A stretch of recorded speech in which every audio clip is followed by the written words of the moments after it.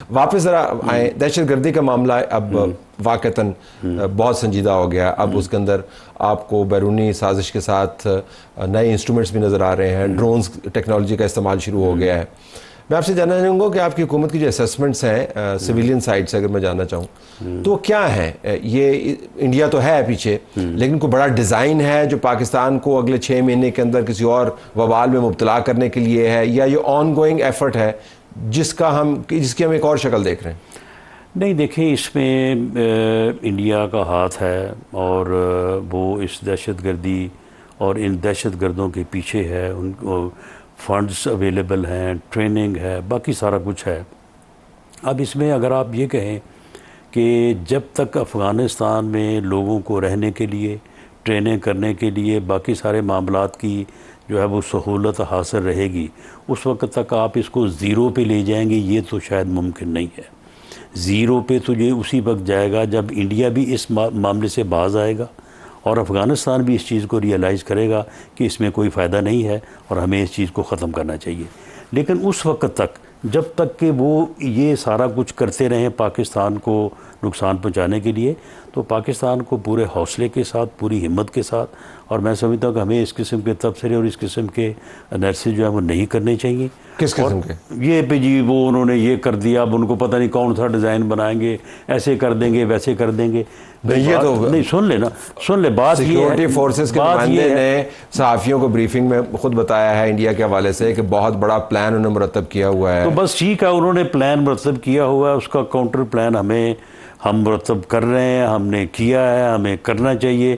اور اس کے مطابق جو افغانستان کو یہ میسج دیا گیا ہے بڑا دو ٹوک انداز میں کہ آپ اپنی سرزمین کو ہمارے خلاف دہشت گردی کے لیے استعمال کرنے سے روکیں، یہ آپ کی ذمہ داری ہے. اگر آپ نہیں روکیں گے تو پھر ہم مجبور ہیں کہ ہم جو ہے وہ جو بھی کنٹرول لائن ہے اس کے کراس آ کے تو پھر آپ کا جو ہے نا وہ بندوبست کریں. وہ ساتھ ساتھ ہو بھی رہا ہے، اور یہی اس کا حل ہے، اس کے علاوہ اس کا اور کوئی حل نہیں ہے. انڈیا افغانستان اور افغانستان کے طالبان کے پیچھے ہے.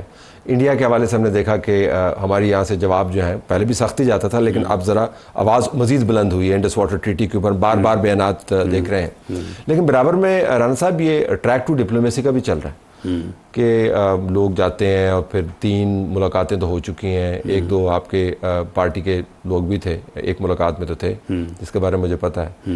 تو یہ کوئی آفیشیل سینکشن سے ہو رہا ہے آپ کے خیال میں؟ آج خود تو نہیں ہوتا، وہ تو ہمیں پتہ ہے نا، ایسی باتیں خود تو نہیں ہوتا. وہ پھر آفیشیل سینکشن تو آپ اسی وقت کہہ سکتے ہیں نا جب آن ریکارڈ ہو یا آن دی پیپر. لیکن آپ کی پارٹی کے اندر کوئی بات چیت ہے کہ ٹھیک ہے سیاسی جماعتوں کو؟ یہ چیزیں جو ہے نا یہ میں کوئی آج کی بات نہیں کر رہا، یہ ہر وقت ہی اسے آپ وہ کیا اس کو بیک ڈپلومیسی، جی بیک ڈور ڈپلومیسی ہے، ٹریک ٹو ڈپلومیسی یہ چلتی رہتی ہے. ابھی بھی چل رہی ہے؟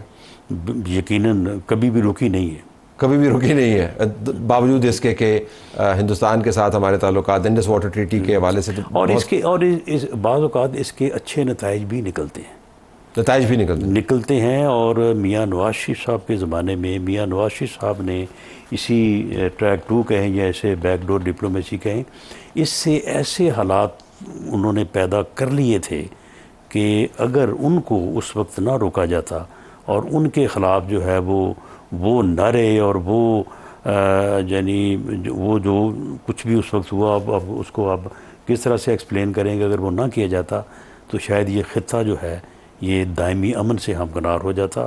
وہ تو ان پر الزام لگتا ہے کہ آپ تو مودی کے ساتھ دوستیاں بنا رہے تھے. یہی بات ہے، یہ کتنی بدقسمتی ہے کہ بعد میں آپ جس کے ساتھ ہاتھ ملانے کے لیے ترستے ہیں ان کو گھرائیں کو آپ جو ہے وہ گالیاں دیتے ہیں، ان کے خلاف جو ہے وہ آپ جو ہے وہ ایجیٹیشن کرتے ہیں، جن کو آپ اس بعد میں آپ کہتے ہیں کہ وہ بڑی پریشانی ہے، مودی فون نہیں سن رہا، مودی جو ہے وہ کل سے خاموش ہے، اب پتہ نہیں وہ کیا کر دے گا، وہ کوئی میزائل کا حملہ نہ ہو جائے ہمارے اوپر.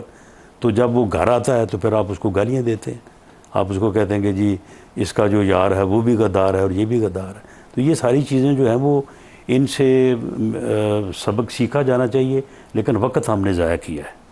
وقت ضائع کیا. اس وقت یہ ہو جاتا اور یہ خطہ امن سے ہمکنار ہو جاتا تو یہ نہ ہمیں IMF کے اور نہ یہ جن معاملہ میں ہم اس وقت الجھے ہوئے ہیں، یہ شاید جو ہے یہ سارے دور ہو چکے ہوتے، اور پاکستان آج وہ G20 کے اندر ایک ملک ہوتا۔ تو اب اس کی گنجائش کم ہو گئی ہے آپ کے خیال میں، نہ ہونے کے برابر ہے؟ ان معروضی حالات کے پیش نظر جنگ ہوئی، ان کی طرف سے جو حرکات و سکنات ہو رہی ہیں دیکھیں اب پاکستان کے گھیرا ڈالنے کو، اس کو آپ کس طرح سے ایویلیو کریں گے کہ مارکہ حق کے بعد ہندوستان کو جو ہزیمت اٹھانی پڑی ہے وہ اب اسے بولے نہیں بولتی، لیکن وہ کامیابی بھی ضروری تھی۔ اب ہم یہ نہیں کہہ سکتے کہ وہ ظاہر ہے جب جنگ امپوز کر دی جاتی وہ ہونا بھی جو ہے وہ ضروری تھا، لیکن اب مارکہ حق کے بعد اب وہ کنونشنل وار آپ سے نہیں کرے گا، نیوکلیر کا وار کا ویسے کوئی جواز ہی نہیں بنتا، اب وہ یہی کرے گا اور وہ یہ کر رہا ہے، اور اس کے لیے وہ آزاد کشمیر کی طرف بھی اس نے اپنا پورا جو ہے وہ فنڈز کا اور پوری اس کی کوشش جاری ہے، بلوچستان میں بھی جو ہے وہ جاری ہے، اور KPK میں بھی۔ تو اس کا جو میں سمجھتا ہوں کہ ہمیں ملک کے اندر جو جس طرح سے آپ نے بات کی ہے کہ ہمیں اپنی گورننس کو بھی بہتر کرنا چاہیے، اپنے انٹرنل ایشوز کو بھی بہتر کرنا چاہیے، لیکن ساتھ ساتھ یہ بھی تہیہ کرنا چاہیے کہ یہ مقابلہ ہم نے کرنا ہے۔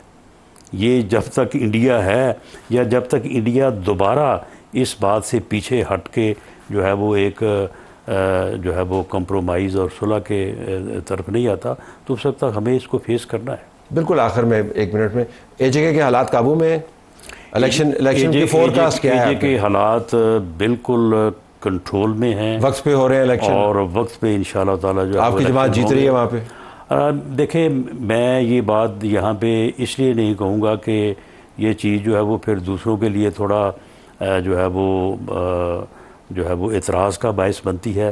دیکھیں ہم بھی پوری کوشش کر رہے ہیں جیتنے کی، باقی بھی سارے کر رہے ہیں۔